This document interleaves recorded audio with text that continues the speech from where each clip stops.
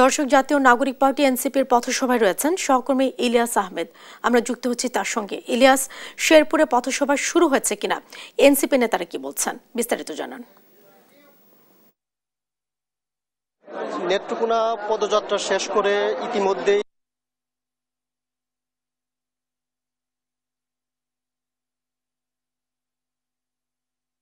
আমরা দেখেছি যে এখন আমরা রয়েছি থানার মোড় রয়েছে, অর্থাৎ সেখানে কিন্তু এনসিপির নেতাকর্মীদের আয়োজনে কিন্তু যে পথসভার আয়োজন করা হয়েছে সেইখানে কিন্তু এনসিপির কেন্দ্রীয় নেতৃবৃন্দ যারা রয়েছেন তারা কিন্তু অংশগ্রহণ করবেন এবং সেখানে কিন্তু তারা মূল্যবান বক্তব্য রাখবেন। সেই বিষয়টি কিন্তু এখানকার যে নেতৃবৃন্দরা রয়েছেন তারা কিন্তু সেই বিষয়টি কিন্তু নিশ্চিত করেছেন এবং আমরা দেখছি যে কেন্দ্রীয় নেতৃবৃন্দদের বক্তব্য শোনার জন্য কিন্তু এখানে স্থানীয় নেতৃবৃন্দ যারা রয়েছেন তারা কিন্তু অধীর আগ্রহ প্রকাশ করছেন। অর্থাৎ এনসিপির নেতৃবৃন্দরা তারা কিন্তু ইতিমধ্যেই শেরপুরে প্রবেশ করেছেন এবং শহীদ মাহবুব চত্বর থেকে কিন্তু তারা পদযাত্রা করে কিন্তু এই থানার মোড় এসে কিন্তু তারা এই পথসভায় বক্তব্য রাখবেন। আমরা এই পদযাত্রা বাস্তবায়ন কমিটির যে নেতৃবৃন্দ রয়েছে তাদের একজনের সঙ্গে একটু যুক্ত হতে চাই, জানতে চাই এনসিপির কেন্দ্রীয় নেতৃবৃন্দরা ইতিমধ্যেই শেরপুরে প্রবেশ করেছে এবং তাদের কাছে সাধারণ মানুষের প্রত্যাশা কি আপনারা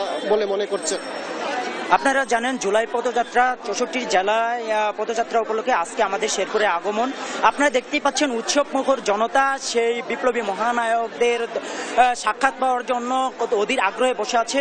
এদের দাবি একটাই, শেরপুরকে কিভাবে সোনার শেরপুর করা যায়, বৈষম্যহীন শেরপুর কিভাবে করা যায়, শেরপুরকে সোনার শেরপুর গড়ার লক্ষ্যে, মেডিকেল কলেজ যুক্ত শেরপুর পাওয়ার লক্ষ্যে, বিশ্ববিদ্যালয় যুক্ত শেরপুর পাওয়ার লক্ষ্যে এবং উন্নত শেরপুর পাওয়ার লক্ষ্যে তাদের যে আকাঙ্ক্ষার প্রতিকূলে তারা সেই বিপ্লবী মহানায়কদের কাছে বাস্তবায়ন করেন এবং সুন্দর বাংলাদেশ গড়ার লক্ষ্যে, বাংলাদেশ বিনির্মাণের লক্ষ্যে বাংলার জনগণ অধীর আগ্রহে বসেছে। সেই উপলক্ষে শেরপুরের জনগণ অধীর আগ্রহে বসে আছে। আমরা বৈষম্যহীন এবং তারুণ্যের মেধাযুক্ত বাংলাদেশ গড়ার লক্ষ্যে আমরা শেরপুরবাসী অধীর আগ্রহে বসে আছি।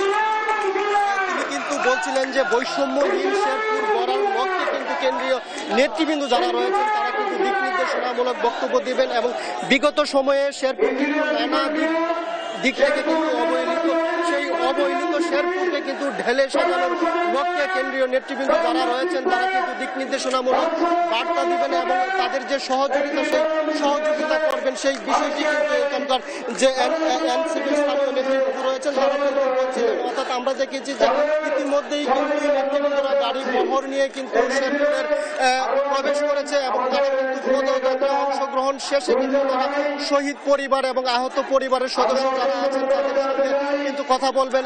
এরপর কিন্তু আসলে তারা জামালপুরের উদ্দেশ্যে আজকে সন্ধ্যার পর কিন্তু রওনা দিবেন। সেই বিষয়টি কিন্তু আমাদেরকে স্থানীয় নেতৃবৃন্দরা জানিয়েছেন। আগামীকাল বিকেলে কিন্তু বিভাগীয় শহর ময়মনসিংহে তাদের পদযাত্রা কর্মসূচির অংশ হিসেবে তাদের কিন্তু বিভাগীয় শহর ময়মনসিংহে কিন্তু তারা পদযাত্রা কর্মসূচিতে অংশগ্রহণ করবেন। সেই বিষয়টি কিন্তু আমাদের বৈষম্য বিরোধী ছাত্র আন্দোলনের নেতৃবৃন্দ এবং স্থানীয় এনসিপির যে নেতৃবৃন্দ রয়েছেন তারা কিন্তু সেই বিষয়টি আমাদেরকে বলছিলেন। আমরা দেখেছি এনসিপির নেতৃবৃন্দদের আগমনকে ঘিরে কিন্তু এই শেরপুর জেলায় কিন্তু একেবারেই সাজ রব। ইতিমধ্যেই কিন্তু আইন শৃঙ্খলা বাহিনী তাদের জোর তৎপরতা চালিয়েছেন এবং 500 পুলিশ কিন্তু অতিরিক্ত নিয়োগ করা হয়েছে। এছাড়াও সেনাবাহিনী, র্যাবের পাশাপাশি কিন্তু এপিবিএন সদস্যরা কিন্তু মাঠে কাজ করছেন।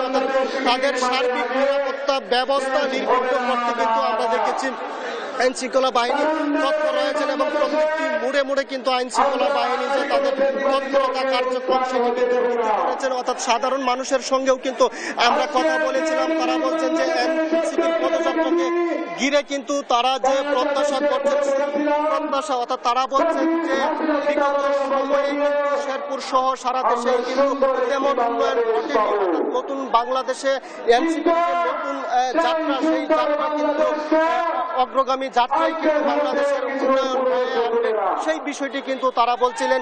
এই ছিল আমার কাছে ময়মনসিংহের শেরপুরে যে এনসিপির পদযাত্রা নিয়ে সর্বশেষ